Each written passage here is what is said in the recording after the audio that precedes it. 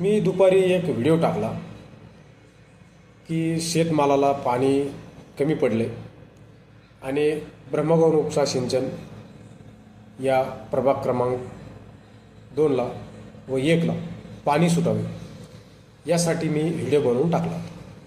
कारण सर्वच शेतकऱ्यांना पाणी नाही आहे, काहींना असेल पाणी, पण बऱ्याचशा शेतकऱ्यांची आज पाण्याची टंचाई आहे. कॅनलचे काम चालू आहे, त्यामुळे पाणी लवकर सुटणार नाही.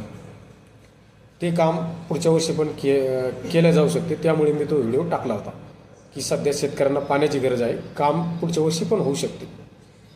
आणि संध्याकाळी मी ब्रह्मगौर उपसा सिंचन या ग्रुपवरती एक मेसेज टाकला की माझा नंबर दिला, त्याच्यावरती मला पर्सनली मेसेज करावा.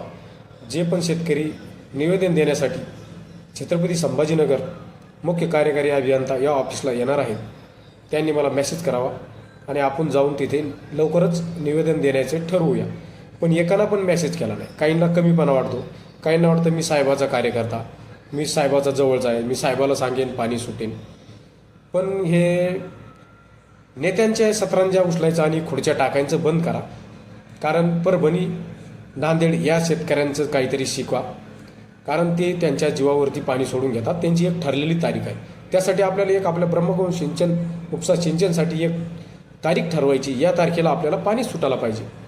त्यामुळे आपल्याला हे निवेदन द्यायचं आणि तिथे आपल्याला जाऊन साहेबाला भेटायचं. पण काहींना कमी वाटते, कोणीच मेसेज केला नाही. कोणालाच पाण्याची गरज नाही का?